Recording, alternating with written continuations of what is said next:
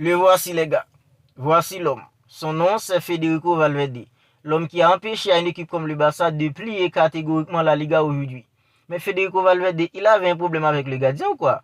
Parce que les gars sorti une frappe pareille en toute fin de match pour donner la victoire à son équipe, c'est tout simplement trop beau. C'est exceptionnel.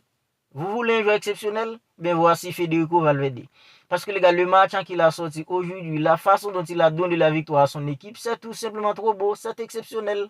Federico Valverde, j'aimerais bien qu'il me dise qu'est-ce qu'il avait mangé avant de venir jouer.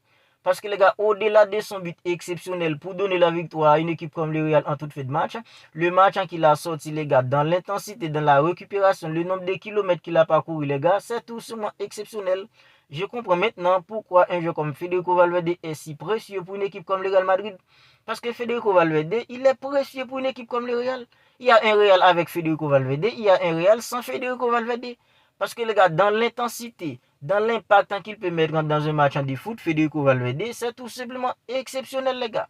Si vous voulez un joueur exceptionnel, ben voici Federico Valverde. Et les gars, dites-vous que Federico Valverde, c'est l'un des joueurs les plus constants d'une équipe comme le Real depuis que la saison commence. Il est toujours constant. Dès qu'il est là, il donne absolument tout. Il court pour 4 joueurs, les gars, Federico Valverde. Franchement, les gars, c'est tout simplement un joueur exceptionnel que possède une équipe comme le Real Madrid. Et n'était-ce pas nous, les gars, la Liga serait pliée aujourd'hui. Maintenant, le Barça serait tranquille. À 6 longueurs d'avance sur une équipe comme le Real, le Barça serait tranquille. Mais c'était sans compter sur un joueur comme Federico Valverde, 93 minutes de jeu, sorti de nulle part pour déclencher une frappe absolument incroyable pour donner la victoire à une équipe comme le Real. Voilà pourquoi je vous dis que si vous voulez un joueur exceptionnel, ben, viens chercher un joueur comme Federico Valverde. Parce que ce joueur, il est tout simplement exceptionnel. Parce qu'aujourd'hui, les gars, n'était-ce pas lui, le Barça serait maintenant tranquille en ce qui concerne remporter la Liga. Mais à cause de Federico Valverde, le Barça va devoir encore enchaîner des victoires. Parce que les gars, 4 longueurs de retard par rapport à une équipe comme le Barça, il y a un classico à venir. Si le Real gagne, ce serait trop compliqué. Voilà pourquoi je vous dis que Federico Valverde, franchement les gars, aujourd'hui, il nous a fait 10 salles. Je comprends maintenant ce que ressentaient les supporters d'une équipe comme le Real hier lorsque Rafinha avait mis son penalty. Je comprends les sensations qu'il avait ressenties, les gars. Parce qu'aujourd'hui, les gars, lorsque Valverde a mis ce ballon au fond des filets à la 93e minute de jeu, j'étais absolument mort. J'étais absolument mort. Parce que les gars, j'étais là en train en fait en 10. Franchement, les gars, je croyais que ça allait finir 0 but partout. Je croyais que ça allait finir 0 but partout. Parce que les gars, 0 but partout, le Barça aurait en fait un si longueur d'avance. Ce serait tranquille. On serait tranquille. Mais les gars, c'était sans compter sur ce joueur exceptionnel qui est Federico Valverde. Alors, Federico Valverde, c'est un milieu de formation, mais il peut jouer partout. Voilà pourquoi je vous dis qu'il est exceptionnel. Il peut jouer partout. Il peut jouer en défense. Et, et cette saison, il a beaucoup joué en tant que latéral droit. Et peu importe où on le met sur le terrain, les gars, il donne tout simplement de la satisfaction. En tant que latéral droit, il donne de la satisfaction. Au milieu, franchement, les gars, il est incroyable. Même en défense, les gars, il donne de la satisfaction. Federico Valverde, il est trop exceptionnel. Il est trop exceptionnel. Alors aujourd'hui, les gars, avec l'absence d'un joueur comme Kylian Mbappé, le système a changé. On a vu qu'il y a une petite différence. C'est vrai, c'était pas une grosse équipe de Bilbao parce que Bilbao avait beaucoup trop de joueurs importants qui n'avaient pas été titularisés. Mais les gars, à 4-4-2, système 4-4-2, on a vu beaucoup plus d'équilibre. On a vu un Real Madrid beaucoup plus équilibré. Avec 4 joueurs au milieu, on a vu des petites différences.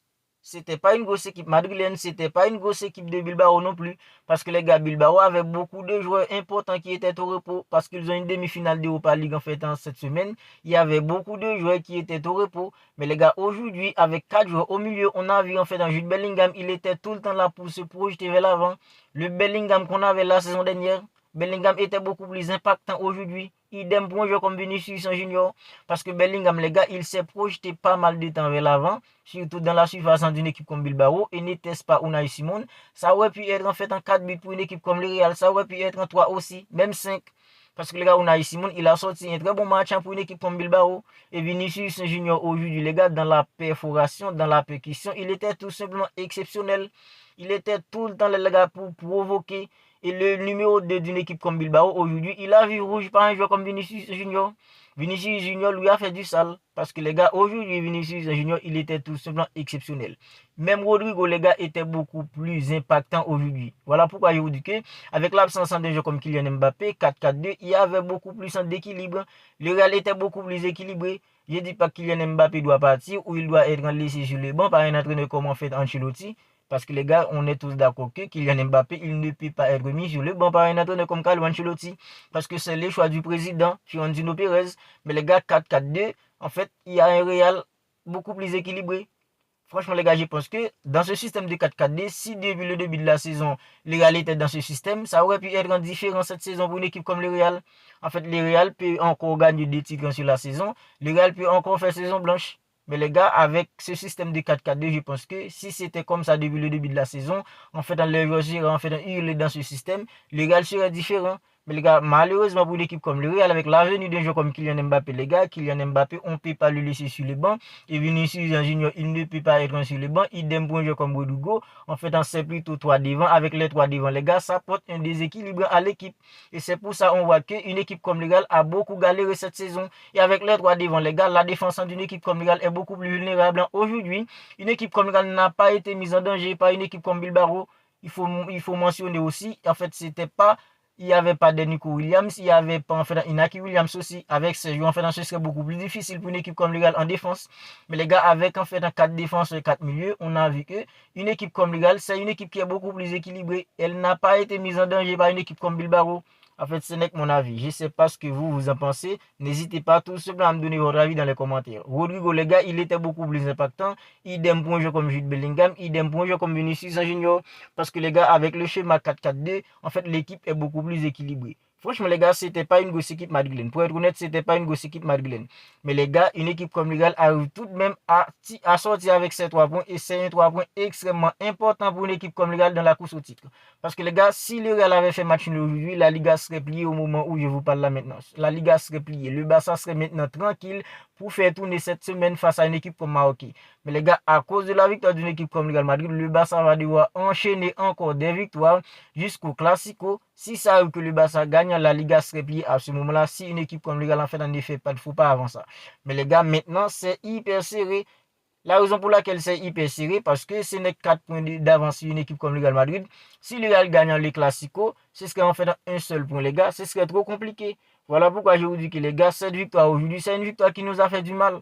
Le match aurait été parfait pour nous. Le match aurait tout simplement été parfait. Voilà pourquoi je vous dis qu'un jeu comme en fait Valverde, il nous a fait du mal aujourd'hui. Il a tué nos espoirs, les gars. Il a complètement tué nos espoirs. C'est quand Valverde a inscrit le but d'aujourd'hui, j'ai ressenti. En fait, je comprends ce que les Madrilènes avaient ressenti hier, les gars. Lorsque, en fait, Rafinha avait mis le penalty. Les 4-3, les gars, j'ai enfin compris ce que les Madrilènes auraient dû ressentir, les gars, lorsque un joueur comme Rafinha avait marqué le penalty face à une équipe en fait comme Celta Vigo. Parce que t'es là en train d'espérer une chose et en une seconde on t'enlève ça, c'est trop compliqué, c'est trop compliqué. Et franchement, un joueur comme en fait Federico Valverde, il est exceptionnel.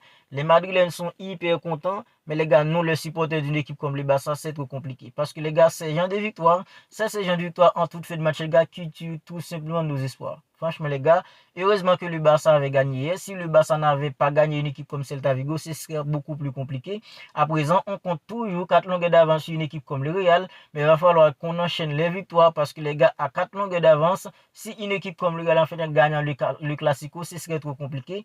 Voilà pourquoi je vous dis que le Barça va devoir continuer à gagner pour toujours rester en tête parce que les gars, cette saison, ce qu'on vise nous, c'est tout simplement les triplés. Je sais que c'est compliqué. On voit que l'équipe est complètement fatiguée. L'équipe est fatiguée. Il y a des joueurs qui sont hyper fatigués. Mais les gars, on peut tout simplement rien lâcher à présent. Si on veut réaliser le triplé, on peut tout simplement rien lâcher. Parce que les gars, une équipe comme le Real, c'est une équipe en fait qui va rien lâcher en cette fin de saison. Alors, ils vont essayer de tout donner samedi face à une équipe comme le Barça lors de la finale de la Coupe d'Espagne. Ils vont essayer de tout donner. Et jusqu'au bout, ils vont essayer de tout donner. Ils vont rien lâcher en Liga.